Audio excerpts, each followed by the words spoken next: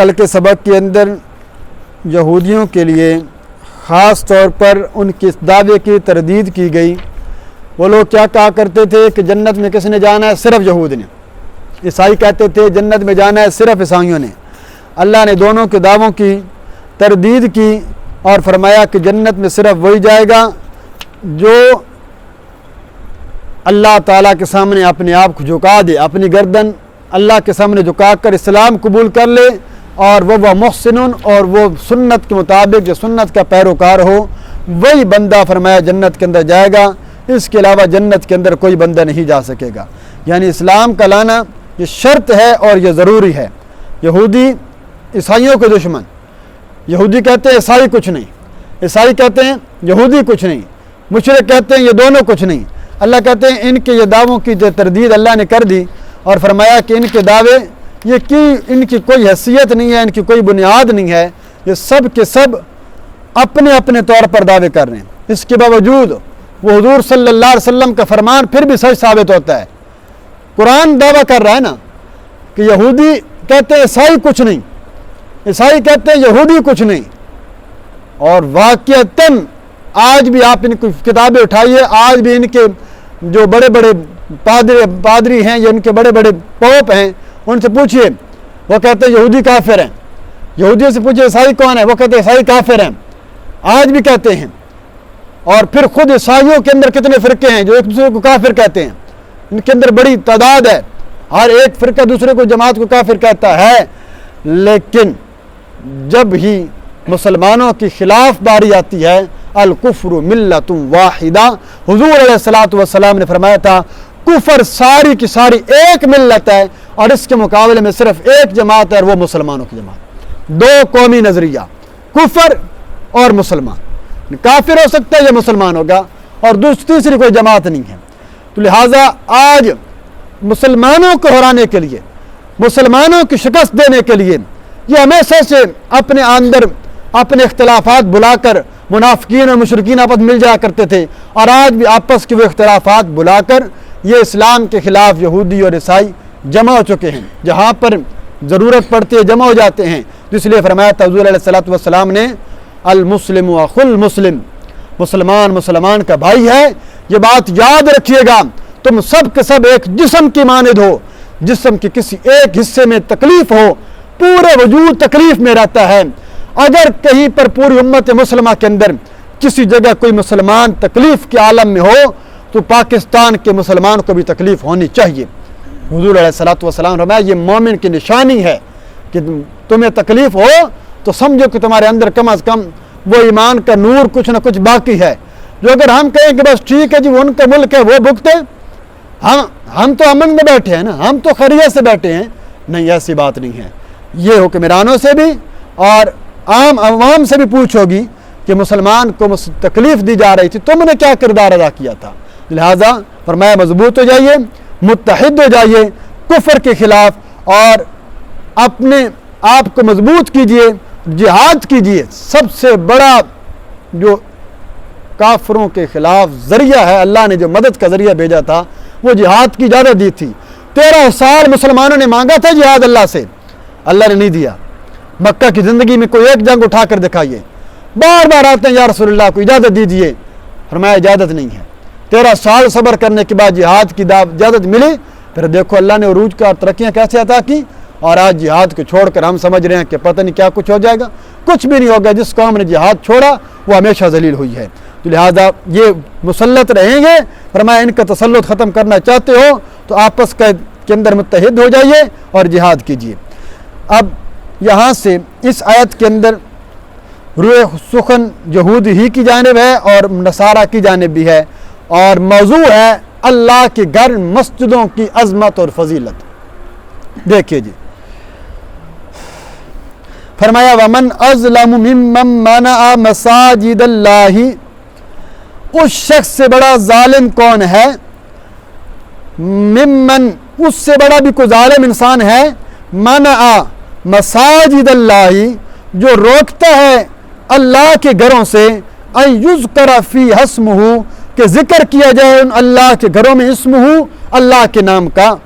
وسعی فی خرابہا کوشش کرتا ہے اس کے ویران کرنے میں. بس آفی خرابیہ اللہ کے اس گھر کو خراب کرنے میں, اللہ کے اس گھر کو ویران کرنے کی کوشش کرتا ہے. اولئک ما کان لہم, یہی وہ لوگ ہیں, ما کان لہم, نہیں ہوں گے ان کے لیے, کہ ان یدخلوہا الا خائفین, یہی وہ لوگ تھے ان کو لائق نہیں تھا کہ وہ داخل ہوتے مگر ڈرتے ہوئے. لہم فی الدنیا خزی, ان کے لیے ہے دنیا کے اندر رسوائی اور ذلت. وَلَهُمْ فِي الْآخِرَةِ عَذَابٌ عَظِيمٌ, اور ان کے لیے ہے آخرت کے اندر بہت بڑا عذاب. اس آیت کا شان نزول علماء مفسرین نے الگ الگ ذکر کیے ہیں. ابن کثیر رحمہ اللہ نے بھی ایک واقعہ ذکر کیا, دوسری تفسیروں نے بھی ایک واقعہ ذکر کیا. ایک تو عام ہے, ایک خاص واقعہ یہ ہے کہ اللہ کے گھروں کی حرمت جو بے حرمتی کرتے ہیں, یا اللہ کے گھر کے اندر آنے کے لیے نمازیوں کی رکاوٹ بنتے ہیں, یا اللہ کے گھروں کو ویران کرنے کی جو کوشش کرتے ہیں, اللہ کہتے ہیں ہم ان لوگوں کو دنیا میں بھی ذلیل کر کے رکھ دیتے ہیں اور آخرت کے اندر بھی ہم ان کو ذلیل کرتے ہیں. ایک تو مشہور واقعہ کہ اس سے مراد مشرکین مکہ ہیں. جب حضور علیہ الصلوۃ والسلام صلح حدیبیہ کے موقع پر جا رہے تھے, آپ نے خواب دیکھا کہ میں نے عمرہ کر رہا ہوں. صحابہ تیار ہوئے, 1400 صحابہ کو لے کر چل پڑے, لیکن مشرکوں نے روک دیا کہ آپ نہیں آ سکتے, آپ اس سال تو عمرہ کر ہی نہیں سکتے. اللہ کہتے کیسے ظالم لوگ ہیں, اللہ کے گھر میں عمرہ کرنے سے اللہ کے نبی اور اس کے صحابہ کو روک دیا, ان سے بڑا ظالم بھی کوئی ہو سکتا ہے. دوسرا, اس سے مراد یہود ہیں, جو عام طور پر منافق اور یہود لوگوں کو مسجد آنے سے روکتے, مسجد نہ جانا, ایسا نہ ہو کہ تم کہیں وہاں پر اللہ کے نبی صلی اللہ علیہ وسلم, محمد عربی صلی اللہ علیہ وسلم کا کلام سنو اور تمہارے اوپر بھی جادو ہو جائے اور تم بھی اپنا آباء و اجداد کا دین چھوڑ بیٹھو, تو ان کو ذلت کی گئی. اور جو تیسرے درجے پر اس سے مراد نصارہ ہیں. نصارہ نے کیا کیا تھا, جب یہودیوں نے حضرت یحییٰ علیہ السلام کو شہید کیا, ان کو قتل کیا, تو ان کے جو حواری تھے انہوں نے یہ دیکھا کہ یہودیوں نے حضرت اللہ کے پیغمبر کو قتل کیا ہے, اور اس وقت یہ بیت المقدس کے اندر آباد تھے یہودی, بیت المقدس کے اندر. تو جو رومی تھے نا, عیسائی تھے, انہوں نے ایک کافر بادشاہ, جو اس وقت جو مذہب تھا وہ یہی تھا, ایک اور بادشاہ سے مدد مانگی اور اپنی بادشاہ کی معیت کے اندر بہت بڑی فوج لے کر انہوں نے بیت المقدس پر حملہ کیا, بہت سارے یہودیوں کو قتل کر دیا, مسجد بیت المقدس کی بے حرمتی کی, وہاں خنزیر کا گوشت ڈالے گئے, وہاں گندگیاں ڈالی گئیں, وہاں مسجد کی بڑی بے حرمتی کی گئی, نمازیوں کو قتل کر دیا گیا, اور ایک عرصے تک وہ مسجد پھر ویران رہی. اور یہاں تک کہ روایت میں آتا ہے کہ اس کے بعد سے لے کر یہ پھر کافی عرصہ لمبا مسجد جو بیت المقدس ہے یہ ویران کر دی گئی. پھر حضرت عیسیٰ علیہ السلام کے خلاف بھی یوں ہوتا رہا, اس کے بعد بھی ویران پڑی رہی, اور بالآخر کچھ چند لوگ جاتے, اللہ کا گھر تھا, انہوں نے بے حرمتی کی تھی, اللہ نے کہا یہ لوگ بھی اس کے اندر داخل ہیں, یہ اپنے آباء و اجداد کو بھول گئے. انہوں نے کیا کیا تھا, اللہ کے گھروں کے اندر گندگی ڈالتے ہو, اللہ کے گھروں سے لوگوں کو روکا کرتے تھے, تم ایک دوسرے کو دشمن ہو. تو بعد میں اس مسجد کو حضرت عمر فاروق رضی اللہ تعالیٰ عنہ کے زمانے میں یہ بیت المقدس فتح ہوا. پھر مسلمانوں نے اس کی حضرت عمر کے زمانے میں دوبارہ اس کی زیبائش کی, آرائش کی, اور یہ کچھ عرصہ رہنے کے بعد یہ پھر مسلمانوں کے ہاتھوں سے چھن گئی. اور پھر جا کر یہ اللہ نے یہ سعادت بخشی ہے سلطان صلاح الدین ایوبی رحمۃ اللہ علیہ کو. انہوں نے صلیبی جنگوں کے بعد بیت المقدس کو فتح کیا, اور پھر اس کے اندر اسلام کا جھنڈا لہرایا, اور کافی عرصہ پھر مسلمان اس میں پھر بالآخر یہ مسلمانوں کے قبضے چھن, اور آج تک یہ یہودیوں کے قبضے کے اندر موجود ہے. یہ عثمانی سلطنت کے زمانے کے اندر تک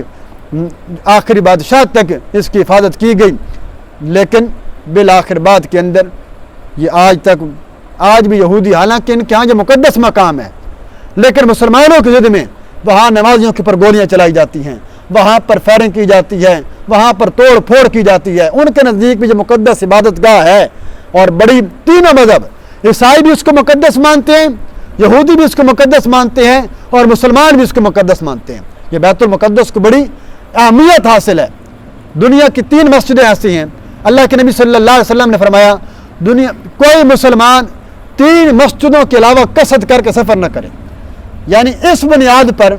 کہ اس مسجد کی میں اس لیے جہاں سے جا رہا ہوں کہ فلاں مسجد میں ثواب زیادہ ملتا ہے، یہ صرف 3 مسجدوں کی خاطر سے سفر کر سکتا ہے۔ اس کے علاوہ اس بنیاد پر کہ اللہ کا گھر ہے، یہ سب مسجدیں برابر ہیں، اللہ کا گھر ہونے میں برابر ہیں، فضیلت کے لحاظ سے سب سے زیادہ فضیلت مسجد الحرام کی ہے کہ جہاں پر ایک نماز کی فضیلت 1 لاکھ نماز کا ثواب ہے۔ اور پھر دوسرے نمبر پر مسجد نبوی شریف، وہاں پر ایک نماز کا ثواب 50,000 نمازوں کا ثواب ہے۔ اور پھر تیسرے نمبر پر بیت المقدس کا، وہاں بعض روایت میں اس کا بھی 50 اور بعد میں وہاں پر 25,000 نمازوں کا ثواب ذکر کیا گیا۔ تو ان 3 مسجدوں کے علاوہ فرمایا سفر نہیں کرنا، یا کرو تو ویسے گیا اور نماز پڑھے تو فضیلت ہے،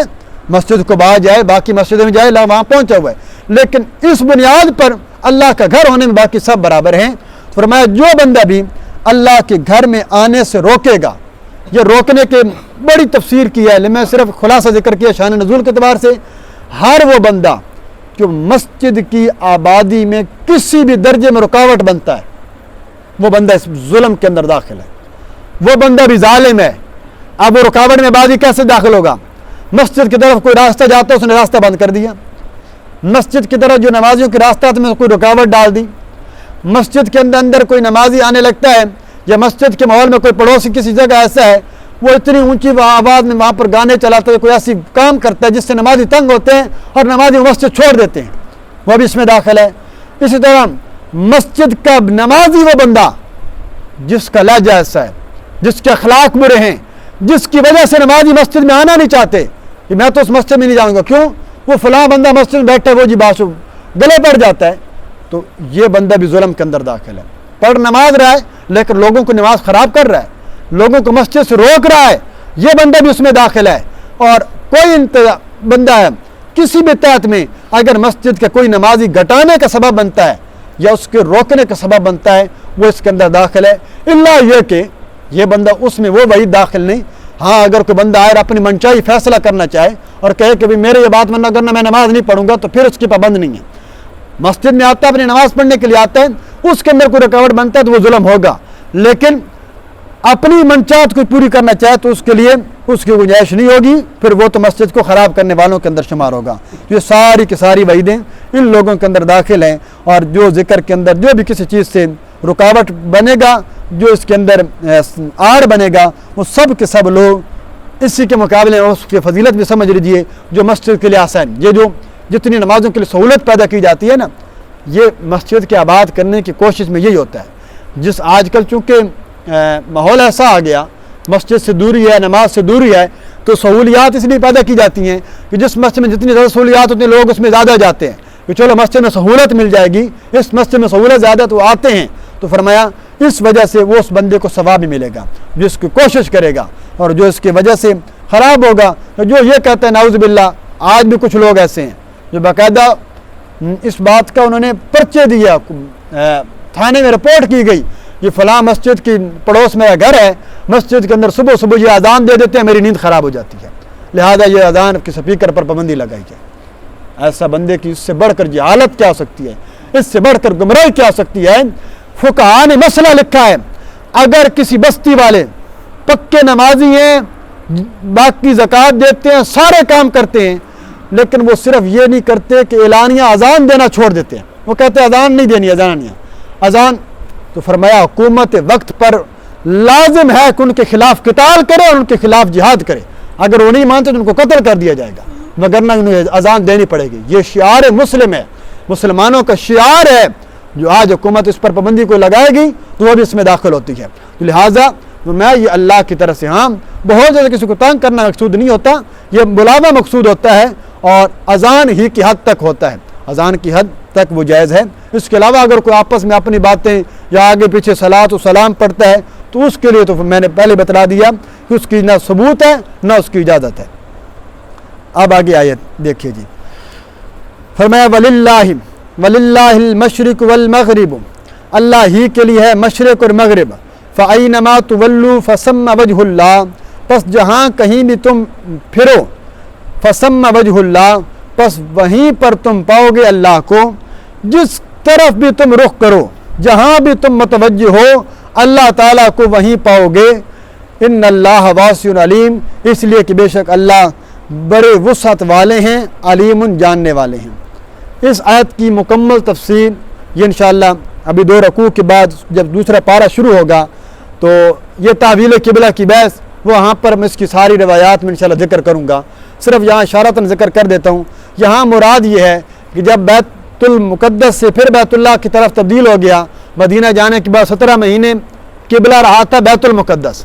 اس کے بعد تبدیل ہو گیا ظہر کی نماز کے اندر بیت اللہ، تو یہودیوں نے پھر اعتراض کر یہ کیسا دین ہے، یہ کیسا مذہب ہے جو مذہب کبھی ایک طرف خانہ کعبہ کرتے ہیں، کبھی کہتے ہیں پہلے خانہ کعبہ پھر بیت المقدس پھر خانہ کعبہ کی طرف منہ کرتے ہیں۔ اللہ نے کہا مقصد رخ کرنا نہیں ہے کہ بیت اللہ کی جانب کرنا ہے یا بیت المقدس کی جانب کرنا ہے، مقصد یہ ہے کہ تم اللہ کی عبادت کرو، تم مسلمان ہو، تم نماز پڑھو، جس طرف منہ کر کے پڑھ لو اللہ اسی طرف اس رب کو پاؤ گے، کیونکہ اللہ کسی جہت میں متعین نہیں ہے۔ پھر بیت اللہ کی طرف کیوں منہ کرتے ہیں؟ بیت اللہ کی طرف اس لیے کہ فرمایا کہ ایک جانب متوجہ کر دی گئی یکسوئی قائم کرنے کے لیے، وگرنہ ایک ہی مسجد میں بھائی جس کے جہاں دل آئے ایک دوسرے کی طرف منہ کر کے انسان نماز پڑھنا شروع کر دے، ایک دوسرے تو نماز کا ماحول ہی سارا ختم ہو جائے گا۔ تو فرمایا یہ اللہ کے گھر کی طرف یکسوئی قائم کرنے کے لیے۔ ہاں دنیا کے اندر صرف ایک مقام ایسا ہے جو بیت اللہ خود ایسی جگہ ہے جو اس کے اندر کھڑا ہے، وہ اس کے اندر جس طرف چاہے رخ کر لے، جو اندر جو کھڑا ہے اور بیت اللہ کے ارد گرد جو کھڑا ہے وہ اس کا رخ ہر حال میں بیت اللہ ہی کی جانب ہوتا ہے۔ اس کے علاوہ جو ہوگا جو یہاں پر نماز پڑھ رہا ہے اس کے لیے قبلے کی جہت یہ نماز کی شروع شرائط میں سے ہے، یہ 90 ڈگری کے اندر، باقی تفصیل بھی آئے گی، بیت اللہ کی 90 ڈگری یعنی 45 ڈگری ادھر 45 ڈگری ادھر، یہ درمیان کے اندر قبلے کے اندر ہونا ضروری ہے۔ تھوڑا بہت اگر کسی کا قبلہ نماز سے پھر گیا، مکمل نہ پھر ہو کہ یوں سے اس طرف ہو گیا تو اس کی نماز ٹوٹے گی، ہلکا سا اگر پھر بھی جائے تو اس کے اندر اس کی نماز نہیں ٹوٹے گی، لیکن کراہت آئے گی۔ سیدھا 90 ڈگری پر رکھنا جہاں پر ممکن نہ ہو تو وہاں گنجائش ہے، تو جہاں پر سیدھا رکھنا یہ ضروری ہے۔ اسی طرح یہ حکم نفل نماز کے بارے میں ایسی سواری پر جہاں پر قدرت نہ ہو کہ وہاں بندہ بیت اللہ کی جانب کر سکے، نفل نماز جس طرف رخ کر کے آپ پڑھ لیں وہ نماز جائز ہو جائے گی، نفل نماز، فرض نہیں۔ گاڑی میں آپ جا رہے ہیں، نماز کا وقت ختم ہو گیا یا ختم گاڑی رکے تو آپ کو یہ ریل گاڑی ہے جہاز ہے تو وہاں بیت اللہ کی جہت متعین کرنا ضروری ہے، تو اس کے علاوہ چھوٹی گاڑی ہیں جہاں پر جہت متعین کرنا نہیں ہو سکتی، وہاں فرض نماز نہیں ہو سکتی، وہاں تشبہ کر سکتا ہے کہ تشبہ علماء نے لکھا کہ وہاں پر صرف تشبہ کر لے کہ مولا جو میرے باس میں تھا وہ میں نے کر دیا، بعد میں اس کی قضا کرنی پڑے گی۔ ہاں فرض اترا ہے پڑھے ہیں، بعد میں کہتا ہے سنتے نفل یا پڑھنا چاہتا ہے تو نفل نماز وہاں پر بیٹھ کر گاڑی جس جانے بھی جا رہی ہے وہ پڑھ سکتا ہے۔ اسی طرح یہ حکم اس بندے کے حق میں بھی باقی ہے جو کسی اندھیرے کے اندر موجود ہے، جنگل کے اندر موجود ہے، کوئی آلہ نہیں ہے، کوئی بتلانے والا نہیں ہے، اب اسے نہیں پتا قبلہ کس جانب ہے، آپ کسی ایسی جگہ اچانک اترے ہیں، کوئی وہاں پر بندہ نہیں ہے، کوئی آپ کے پاس موبائل ڈیوائس نہیں جس کے ذریعے آپ پتہ کر سکیں، تو پھر وہاں آپ تحری کریں گے، کوشش کریں گے کہ مشرق مغرب کی تلاش کر کے یہ بیت اللہ کس جانب ہو سکتا ہے۔ آپ نے کوشش کی اور اپنی نماز پڑھ دی، اللہ کہتے ہیں اللہ قبول کر لے، کیونکہ اللہ ہر جانب موجود ہے، اللہ کسی جہت میں نہیں ہے۔ یہ یہودیوں کو در حقیقت ایک الزامی جواب تھا کہ تمہارا یہ کہنا کہ بیت اللہ کی جانب کبھی یہاں میں رخ کرتے ہو کبھی وہاں رخ کرتے ہو، تم نماز پڑھو صحیح، اللہ قبول کرے گا، تم اسلام قبول کرو، باقی باتیں اعتراض کرنا چھوڑ دو، یہودیت کرنا چھوڑ دو۔ آگے دیکھیں جی، وقالوا اتخذ اللہ والدا، اور کہتے ہیں وہ لوگ کہ بنا لیا اللہ نے اولاد، اللہ نے اپنے لیے اولاد بنا لی ہے، سبحانہ پاک ہے اللہ کی ذات شریکوں سے، اولاد سے، بل لہو بلکہ اس کے لیے تو ہے وہ چیز، ہر چیز جو کچھ آسمانوں میں ہے والارض جو کچھ زمین میں ہے، کل لہو قانتون، اور فرمایا سب کی سب چیزیں اسی کے جانب متوجہ ہونے والی ہیں۔ یہاں ایک پھر اعتراض اور پھر وہی بات کہ یہ لوگ بار بار کیا کہتے تھے، یہودی کیا کہتے تھے، حضرت عزیر کیا ہیں، اللہ کے بیٹے ہیں، عیسائیوں نے کیا کہا حضرت عیسیٰ اللہ کے بیٹے ہیں، مشرکین مکہ رہ گئے انہوں نے کہا فرشتے اللہ کی بیٹیاں ہیں، یعنی اللہ کی اولاد ثابت کرنے پہ شروع ہو گئے۔ اللہ کہتے ہیں کیسے جہل لوگ ہو تم کہ تم نے اللہ کی اولاد ثابت کر دی۔ اللہ اعلان کرتا ہے سبحانہ وہ اولاد سے پاک ہے، وہ بیوی سے پاک ہے، وہ نسب اور خاندان سے پاک ہے، وہ ہر قسم کی ایسی چیزوں سے پاک ہے۔ فرمایا تم کہتے ہو کہ اللہ تعالیٰ کی اولاد ہے، بلکہ نہیں، اللہ تعالیٰ مالک ہے ساری کائنات کا، جو کچھ آسمان میں ہے، جو کچھ زمین میں ہے، یہ تو سب اللہ کی مخلوق ہے۔ اللہ کے اللہ خود خالق ہے اور باقی سب مخلوق ہے۔ اللہ کی نہ کوئی اولاد ہے، نہ اللہ کے والدین ہیں، نہ ہی اللہ تعالیٰ کی جانب کسی چیز کی نسبت کرنا، اولاد کی نسبت کرنا جائز ہے۔ جو کرے گا فرمایا وہ کفر کرے گا اور کافروں کا ٹھکانہ جہنم ہوتا ہے۔ اور فرمایا کل اللہ قانتون، اسی ساری کے سارے اسی کے تابعدار ہیں، جو کچھ کائنات کے اندر ہے، جو کچھ زمین کے اندر ہے۔ اگلی آیت دیکھیے، فرمایا بدیع السماوات والارض، پیدا کرنے والے آسمانوں کو اور زمین کو، وَإِذَا قَضَىٰ أَمْرًا فَإِنَّمَا يَقُولُ لَهُ كُن فَيَكُونُ، وہ جب کسی کام کرنے کا فیصلہ کرتا ہے تو کہتا ہے کن ہو جا، فیکون، پس وہ ہو جاتی ہے۔ تم کائنات اللہ کو لوگوں کے ساتھ ملاتے ہو، اللہ تعالیٰ کی ذات تو ایسی ہے، ساری کائنات کو کن کہہ کر بنا دینے پر قدرت رکھتی ہے۔ کسی بھی چیز کے بارے میں اللہ ارادہ کرے، بس یوں کہنے کا ارادہ کرنے کی دیر ہے، وہ چیز خود بخود وجود میں آ جاتی ہے۔ اور یہی سب سے بڑی کائنات کی اللہ کی دلیل ہے تکوینیت پر۔ اور باقی جو آتا ہے نا روایات میں قرآن کے اندر، اللہ نے 6 دنوں میں پیدا کیا آسمان و زمین کو، اتنے دنوں میں فلاں، یہ ایک انتظامی امور سمجھانے کے لیے کہ انتظامی امور میں وقت لگتا ہے، ترتیب لگتی ہے، لیکن اللہ کوئی اس بات پر کوئی اللہ تعالیٰ کو کوئی محتاج ہی نہیں ہے۔ جب چاہے ساری کائنات کو پیدا کر دے، جب چاہے ساری کائنات کو تباہ کر دے، جب چاہے پھر دوبارہ زندہ کر دے، اللہ اس بات پر قادر ہے۔ اللہ تعالیٰ سے دعا اللہ قرآن و سنت پر عمل کی توفیق عطا فرمائے۔